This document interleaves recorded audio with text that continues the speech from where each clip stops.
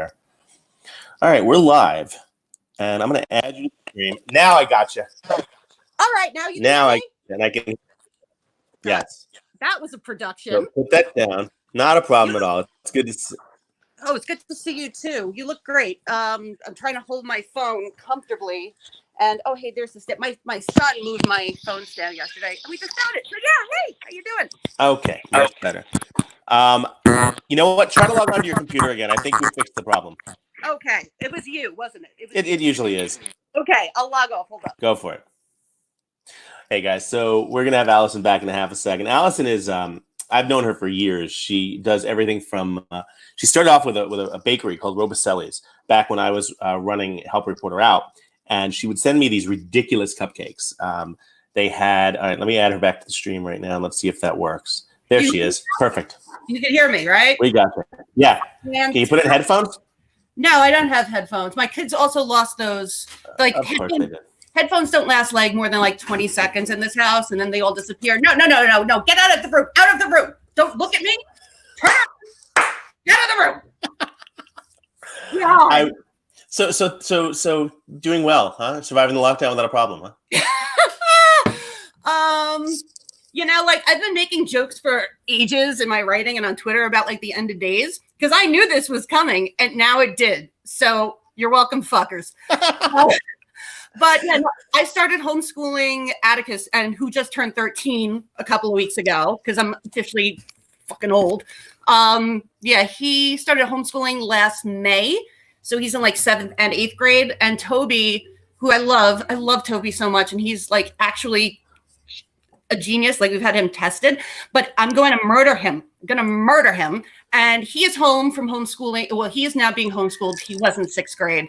But I already worked from home. I do all the recipes for the takeout and like my cookbooks in my kitchen. I write from literally this spot. I have a little ass groove on the couch, which is so sad because I come in the room. I'm like, I've been sitting so much. As I was waiting for you to come back, I was telling people that we first met back when I was running Harrow. You would send me cupcakes. Yes, you would send me like the craziest. They had like, oh god, they just had such good stuff on them. You should buy my first book because I know you did, Peter. You have like 26 copies of it. Yeah, but people should buy the book / memoir I put out in 2013. It's got like amazing recipes. It teaches you how to make cake and What was the link to the book? Robicelli's A Love Story with Cupcakes is the name of the book. Buy it from an independent bookseller if you can. If you have a local bookstore, give them a call. Or buy it on Amazon. I can't. What was it? Robicelli's A Love Story? Love Story with Cupcakes. You can also put my name into Amazon and it'll pop up. But it's a memoir and it has recipes like not just for cupcakes. You can make big cakes out of it. There's recipes for trifles and puddings, and it's kind of like a make your own adventure thing. And then I'm working on another proposal now. And Tell me what happened. So Brooklyn kicked your ass and you moved to Maryland. Yeah. Okay, well, I was born and raised in Brooklyn. You're born and raised in Staten Island, but whatever. No. You were my friend from Bay Ridge. On the other side of that bridge. Don't even. Do you know that she did the hand thing? She did the hand thing. You, my friend. No. It's like you're the one person that like the Brooklyn accent comes out again for, and the hands. I actually literally took speech classes when I went to Boston University. Got rid of my accent. I sound like a respectable human being, and look what you did to me in 5 minutes. So, what year did you graduate? When did you graduate BU? 98 from high school. You graduated in 98. College was 2002. Gabby graduated in 97, and I was 94. Yeah. Yes, because you are older than me. I am older than everyone. I'm father time over here in my fucking kitchen. Yes. That's right. So, no. Just like, you saw what happened in New York. It's all freaking oligarchs, and it's not the New York I grew up in. And I had a business there, and the restaurant business. I think people finally understand what I have been talking about for years about where this was headed. Like, if you were in the restaurant business or the food business or know anything about like the farm bill or how our food system has, what it's turned into. This was inevitable, like a crash like this. I didn't think it was going to be a pandemic, but it was a house of cards. And 5 years ago, I was like, I'm done. 4 years ago, I was just like, I'd had it. I wanted to move to some place that was like New York when I was a kid growing up, came to Baltimore. We were going to open up a place here, but then my husband got sick. And then I lost everything. And this has been twice in my life I've lost everything, which makes me incredibly well suited for the times we're in. Because I'm like, been here, done this.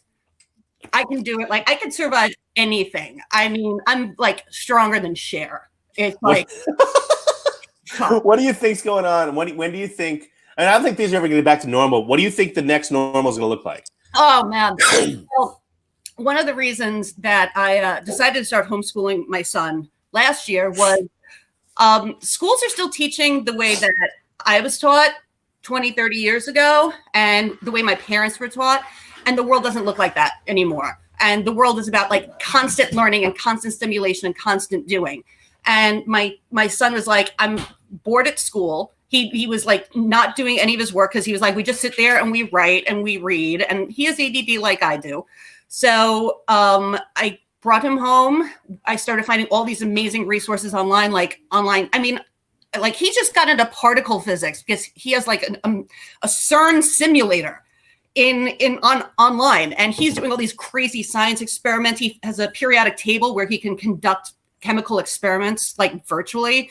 We have an Oculus headset, so he can like go to Venice and go on these tours of Venice. And there's actually even something on the Oculus that brings you back to the 7 wonders of the ancient world, and he can like walk through them. And now he's retaining information, and he likes that. So now with Toby coming home, I already had all these systems. Like Atticus started a site called smartypantshomeschooling.weebly.com. And that's where I taught him how to build a website. He put all his educational links there. So if you guys want to go look at that, I have a ton of links for you. Tell me what the new world looks like. Not only homeschooling. Oh, well, I know that's all that's been in your head for the past, year or whatever, but. Well, you see, this is the sad thing, that when this shit went down, I realized like my day-to-day lifestyle doesn't change all that much, which was so fucking depressing. But I work from home. My kids work now from home. My husband was working from home. And I've told the kids for a while, I'm like, you're not probably going to college because I can't afford it. And college, the prices have spiraled out of control. You're going to start seeing people educating themselves at home again. Like adults, you're not doing what you did in college. I mean, just the concept of telling an 18-year-old to decide what they're going to do with the rest of their life is ridiculous, especially because what Atticus was learning in school like last year, a lot of it's already obsolete. So True. You need to be preparing kids and adults to be lifetime learners. I'm learning new stuff every single day. You should be doing some of these online programs with your kids. Also, our family unit. Singular. I have one child. Yeah. Okay. Yeah. Well, you have the cats. One cat. Singular. You really don't know anything about me, Dean. It's so depressing. Sorry. But kind of the way things used to be for thousands of years of human history, where family units take care of each other. Yeah. Or you have little social units that take care of each other. And, my husband and I have worked together on and off for years. We are working on another book together. We are going to be self-publishing a book soon. Why self-publishing? Because the original publishing process is glacial. It'll take like 2 to 3 years to get a book out. And I'm not completely averse to that, because there's a lot of pluses to traditional publishing. The next book I'd like to traditionally publish is focused more towards teenagers. So, the reach is better. But for self-publishing, you have more control over your product, the way you are marketing and everything. And right now in publishing, you kind of have to do your own marketing and everything anyway. So sure. If I'm doing all that marketing, why am I not keeping 70% of the profits? Yeah, that's exactly what I said. I'm not. My next book is not going to be is not going to be published by a publisher. I'm done with that. But let me ask you this: in terms of what you're seeing in Baltimore, I mean, you guys, haven't been immune to the Orange Man's ire, as it were, and as neither have we. But do you see? Talk about what you see when things start opening up again, if they do, when things start coming back. The big thing I'm concerned about in New York is all the, you mentioned sort of the New York becoming oligarcharian. I think the only companies that are going to survive this here in the city are the CVSs, the Wells Fargos, the things like that. And so all the small businesses, what few are left here in the city. It's not. I'll tell you. Okay, so when Matt got sick and I lost everything 4 years ago, you just don't know what to do with yourself, because it's, especially when you're own a brick and mortar or a restaurant or a food business, it is your life. It is something that, like, it's not like a laptop you can close. It's not something you can go on vacation and do. It's literally what you eat, you sleep, you breathe. And then when it's over, and everything's gone, you don't know who you are. It's as much a part of your identity and like your religion and your spirit as it is like, it's not just a job. It's never been a 5 o'clock. Right. It's who you are. So everybody's kind of scrambling now and trying to figure out ways to like keep this alive. And I mean, I'm just telling people, and I hate doing this. I hate being honest, but I have been through this twice. Sometimes it's just useless to like fight against a riptide because you're just going to drown. Sometimes you just have to kind of go limp and see where it takes you, because you're just digging downward and everything's out of your control. You can't control this. You can't control what the federal government does. You can't control what the banks do. You know they're going to fuck you over. GoFundMe will never be enough. People buying gift cards will never be enough because, again, like I said, this was a house of cards. You know. So what does New York look like in 2 years? What does Baltimore look like in 2 years? No restaurants. Restaurants aren't coming back. Even if we find financially a way to get restaurants back, I don't want to go to restaurants because I'm scared of other people. I've been in the house for 5 weeks now, and I had to go to the supermarket yesterday to get brownie mixes because that's part of my job. I'm tasting all the brownie mixes and writing about it for the takeout. And I couldn't walk into the baking aisle because there was another person there. And my husband has he's immunocompromised. So like he's doing okay now. He had a surgery on the table that now had gotten shifted, but if he gets this, he probably will die. So I'm out and I'm like, if people are 6 feet away, I'm like, that's not enough. We're like, they're moving, like, you know, they're walking out of the way, but they used to be there. And all these thoughts start running through your head. And I'm like, I'm going to go back to a restaurant and freak out the entire time about the people who are at the table like 6 feet next to me, or is the prep cook okay? I'm starting to fear people on the street. So is it just that coronavirus has altered your line of thinking? Because people were getting sick before this. Yeah. And you were still going to restaurants. Yeah. But I mean, the AIDS in the 80s. Yeah. Didn't have the same effect that this does. Well, AIDS in the 80s, and I was in elementary school when that happened, and they were bombarding us in public schools with like, you know, PSAs. I remember those video games that came out, but it was very clear to us that AIDS could not be caught by coughing on it. It was not at first. Though. Not at first. But so if you're saying no more restaurants, what happens when there is a vaccine? Right? Are we not going to go to restaurants because we're just going to wait for the next one to hit? COVID-20 or 21 or, you know? Listen, by the time that we get the vaccine and by the time we get the treatments, I'm telling you, first off, I think I saw it in Bloomberg or something. People are like imagining what restaurants will look at. And they're like, oh, well, tables will be further apart. The reasons restaurants are so crowded is they need every single table. Okay. I mean, I urge people, please go read the Farm Bill. Please read what's happening to vertical integration. Please look why the dairy industry is collapsing. Walmart has a huge part of it. Please look why chicken is like what has happened with Tyson chicken. Okay. The food system is complicated on anybody's wildest dreams. So all of those tables sandwiched in together are just enough usually to keep the lights on. It is not enough to pay your workers a living wage. It is not enough to give them benefits. Servers are still on tips. So if nobody comes in that night, they've made like $6 because everything is a disaster. Okay. So let's find some positives in it. So, you know, I used to work with this 3D food printing company, right? That you put fresh ingredients into the capsules, it prints food, right? So not Juicero. No, not Juicero. So look at the premise. God no. So look at the premise of something like, okay, you don't want to go to a restaurant. Are there going to be places for? I mean, I can't. Look, we're a society where people need to interact with other people, right? As stupid as people are, and as much as I hate most people, and you and I share that. Yes, exactly. We do have a desire to interact with people. I can't. The only person I've interacted with in the past 5 weeks, it feels like, is my daughter and my cat. Yeah. Neither of them are able to hold a conversation for more than about 30 seconds. This is a for you, or you're like, get a fern.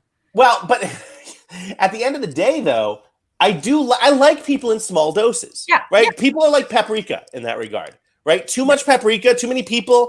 So I can't imagine that the doom of where no more restaurants, no more anything. I don't believe that's gonna. We're a human race that we do come back. We do thrive. Look at the night. You know, After every single pandemic we've had, right? After 9/11, oh, there's never going to be any more construction. Look around. Yeah, but right? So I can't imagine this is going to halt us forever. I just can't imagine it will. 9/11 was different because people, okay, there was going to be more construction because there was money to be made from it. And the people who are in charge of building those buildings are the ones who, you know, they're the same people who want the economy open right now. All right. By the time we get. But I'm not even talking about the buildings that were knocked down. I'm talking about the fact that everyone thought. I remember being in Central Park taking a fitness class right after 9/11, and the I'm staring at them right now. The Time Warner Center towers were only about halfway done, and everyone, they're never going to get finished. They're never going to be done. Yeah, but it was going to get done because like Silverman Properties and like with Bloomberg and coming in, people want to make money. So if they're making money, that's great. But if people want to make money, you don't think they're going to find ways to open restaurants and make it work? I don't think that they're going to be able to financially do it. I mean, restaurants before this were such a huge risk. I mean, look, Dave & Buster's, Chuck E. Cheese, they're going to die, and with good reason, right? I mean, that rat should have died 30 years ago. But I don't think that saying these things. But what are we going to do about? Look, my 6-year-old wants a birthday party. She's not going to. A Zoom birthday party ain't going to cut it for her. Yeah. Right? No, so things have to happen. Things do have to happen. But I'm saying, like, in the 5 weeks I've been home, like, I don't think that I'm this person. You know, I think, like, yeah, I'm going to go out and see people that, like I said before, it doesn't change my lifestyle that much. And I'm like, that's sad. I want to be more social. I want to be able to go. Okay, but you're looking at this from the lens of right now. Yeah. I'm asking you to look at this from the lens of 2 years from now. Oh, yeah. No, but where I am 5 weeks, this is how my brain has changed in 5 weeks. What's going to change in your brain in 6 months? What's going to change in your brain in a year? And I will tell you that the 20 minutes I'm spending twice a week outside when I go to get my daughter or drop her off at her mom's or pick her up from her mom's, just those 20 minutes. I was outside on Saturday. I went and socially distanced with someone in a park in Montclair, New Jersey. If you had ever told me, Allison, that the happiest day of my week would be being in fucking Montclair, New Jersey, right? But it was with someone I love. It was with someone I care about. Yep. So it was happy, right? And I remember smelling the air and taking this huge deep breath. I took so many deep breaths, I nearly passed out because it smelled like skydiving. It smelled like fresh air. Yes. And it was a wonderful feeling. So you don't think we're going to want that back? That's not wanting the outdoors. I'll tell you the best part of my week on Sundays, there's a drive-through Starbucks, like half an hour from here. I drive and I get an Americano with my son. And then last week we drove by an old like church with an old cemetery from like the 1900s behind it. And we sat in the cemetery because nobody's going to, like, people are all over the parks, but nobody's at the cemetery. So we're sitting there in this guy's grave from like 1850 and drinking coffee on Easter Sunday. And it was amazing. And I loved it. But then I start noticing that if I see somebody at the corner of your eye, part of you just kind of like, oh my God, like you don't know who they are. You don't know where they've been. And this is just subconscious stuff where we are being trained to accept and this has been going on for a while, Peter, you know this, you were like the original social media guy, right? I'll be honest with you though. I don't see it because in New York, even now, I mean, those 20 minutes I'm walking my daughter, there are other people. I'm seeing people in the street. I got the funniest text. You know, would you believe that, the people who are still working, there are like 4 industries that are making money here, right? You got subscriptions to Pornhub have skyrocketed. Yeah. Right. Alcohol is up 556%. Right. And here's the funniest thing: someone I haven't texted in probably years and years and years reached out to me and said, "Hey, I just want to let you know I'm still working." I haven't heard from the guy in years. You know who it was? Who? A drug dealer. Ah! I haven't heard from the guy in years and years and years. Okay, but hey, he's still doing a brisk business, I guess. The first week of this quarantine, now I smoke weed every day. This is my morning weed, but every day after 9 o'clock, I put the kids to bed and I go out and I smoke weed. And the first week that this happened, and I locked down a week before anybody else did, my dealer, because I don't buy from a dispenser. I don't need to be giving my money to white men, support the local economy. Okay, support your small businessman. So my guy comes over, he shows me a test. He got the corona test because his wife is a nurse. He had it. He showed it to me. He showed me photos of the entire packaging process they have going. Everything is sanitary. Like my local dealer is on top of this shit. And I appreciate that because I am smoking more weed than I ever have in my life. It used to just be kind of like a little thing at night to help with my insomnia. And now it's like, it keeps me from screaming all the time. Just existential screaming, like just going out and like yelling at a tree and then kicking it. Which is totally normal now. You could do that and people just like, I get it. I get it. It's like the crazy is on the outside now and we are okay. But back to the restaurants. Listen, Peter, I don't want any of this shit to happen. I want to be able to go out and hug people and be social. But I know now in 5 weeks from now, you know, if I'm already seeing that I need to kind of be scared of other people, that I don't know what's going to come back. I don't know if they've been washing their hands or if they've been not social distancing or they've been having this laissez-faire attitude towards it. It's going to take, as long as it's taking us to adjust to this, it's going to take twice as long to de-adjust from this. And restaurants are not going to be able to put their, like, everything on hold for 3, 4, 5 years. No, I agree with that. I agree with that. But I can't believe, at least in New York City, that restaurants are not going to open again. Someone posted they believe things like Olive Garden are going to go to like carry out only. That I don't necessarily buy. I don't believe that. I believe that Olive Garden, those are the kind of restaurants that are going to survive.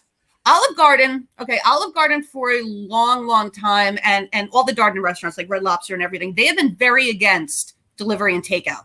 Okay, this was even like I was reporting on this 6 months ago.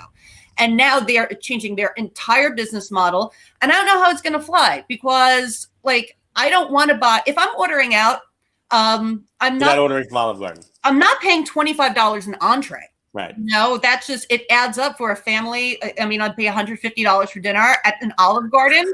I don't want the Olive Garden in my living room. Okay. I need to stop for a second and just note the comment that's currently posted that my father is apparently very intrigued by the fact that pot helps with insomnia. Ira, I have not been able to sleep since I was 12. I have been on Ambien. I have been on everything. I've got pills in my purse for days. This right here, I put on some TV. I take this out. You know what you remind me of? I'm reminded of the Saturday Night Live skit with Katy Perry comes on, and it's the two Italians, and what's their faces? The Bronx ladies. Yes, the Bronx ladies, exactly. I mean, my filter is like, I didn't really have that much of a filter, but I had a little one. But no. All right, I can tell you this: Morton's is doing a $40 chef's plate, right, which includes a bottle of wine. And they're delivering that. But I can't afford, like. No, I get it. I'm just saying the companies are adapting. We got 2 minutes. We got 2 minutes left. I want you to stop saying negative things. I want you to give us some positive stuff. No. Okay, very, very quickly. When people don't have jobs, they can't pay for takeout or everything. Agreed. But other things are going to change. You're going to love this fact. So before this shit happened, Taco Bell was doing 70% of their food was through drive-thrus. 70. Not New York, but yeah. That is why they won the fast food wars in Demolition Man. That is happening. Demolition Man was right about a lot of other stuff. They predicted the first iPad, so yeah. I have the data. Demolition Man is happening now. Yeah. And, but, you know, I learned long ago that when the entire world, and another reason why I moved to Baltimore, when the entire world has been completely destroyed and everyone has given up hope and there's like, it feels like nothing can be done, it can be a beautiful thing because that means you can build whatever the fuck you want. Yeah, that's true. We can start again. And we could start again. So turn that into our last minute, turn that into something happy. What's next? What's the good stuff that's coming out? So, all right, I'm very lucky. I'll admit it. I have my husband, I have 2 kids, and I have Noah, who is like a 20-year-old kid I adopted. Long story. No. But we have a household of 5 people who take care of each other. And that is going to be the future. And, you know, it's less me. It's less, you know, it's less going off on your own and feeling like this lone wolf. And you realize your family needs each other to take care of each other, to pitch in, that when one person's down, the other person can pick them back up. Because we're not just talking about, like, you know, there's a lot of grieving. There's a lot of emotional grieving. And I told you when I lost my business, I mean, it killed me for like 2 years for my, like, just knowing who I was or what I'm doing with my life. And that's going to take a very long time for a lot of people. Okay. Matt just got furloughed and he's devastated because he's like, I love my job. What do I do? But once we get over that grief, then we really need to kind of come together and work together to move things forward. You can't be alone. You can't rebuild alone. You can't fight in the Thunderdome without people, you know, like we need each other more than ever. So at the same time, while we're isolated, we're actually going to eventually become less isolated than we've ever been before, as long as you remember that you're not alone. Okay. Like this sucks. This fucking sucks so bad. But it sucks for everybody. Yeah. Right? And when you feel like it's only you, it hurts so much. But when it sucks for everybody, it's like, all right, you know what? We're not all doomed because there's no other choice. There are no other choices. We will take care of each other. We will lean on each other. It's what you and I did for years as entrepreneurs. Find other people, take care of each other. And we see what happens when you put evil people in charge. When you put evil people in charge, this isn't even just like political differences. Because even if Biden wins, I can't forget that, like, I have family members who thought putting children in cages was a good thing. I know. Like, this was a wound that's never going to heal. Yeah. America had a really good run, 200-something years. That is more than most countries. I think. Let me. A couple people are asking how they can reach out to you. How can people get to you? Twitter's usually the best way, at Robicelli's. You can email me at Allison Robicelli at gmail.com. I post a lot of pictures of my cats on Instagram and food I'm making, and I'm the staff writer and the culinary dynamo at The Takeout. So that's the food site from Geo Media and The Onion. But I'm serious, but it's a funny food site. It's real information, but I think it's really good, actually. I like it. I'm very voicey. I am doing an interview, Noah. Do you want to say hi to Peter? No, Noah's here. Okay, so this is Peter. Noah, what's up, my friend? I haven't seen you in forever. How you doing, man? Yeah. Yes. Looking good. This man has the greatest Instagram. You got to follow Noah's Instagram. Noah, what's your Instagram handle? Proof with a 0. Yeah. PRO0F. Thank you. Love you so much. Yeah. PRO0F. Follow him on Instagram. He's phenomenal. Yes. All right, Allison, I'm ending this. Thank you, my darling. I love you. I love you more. See, you know what? And another point, we've been friends for, I think, 10 years now, and we can count on 2 hands how many times we've seen each other in person. Yep. But again, we've had an amazing relationship. Computers, emails, texts. That's just already how we communicate, okay? I asked you to do this, and 20 minutes later, you were doing it. So thank you again. We are in the best possible spot for this to happen, okay? Amen. As long as we're good to each other and we're creative. And I will see you guys later. All right, guys. All right. Guys, thank you for watching. We'll be on again soon. All right. Bye.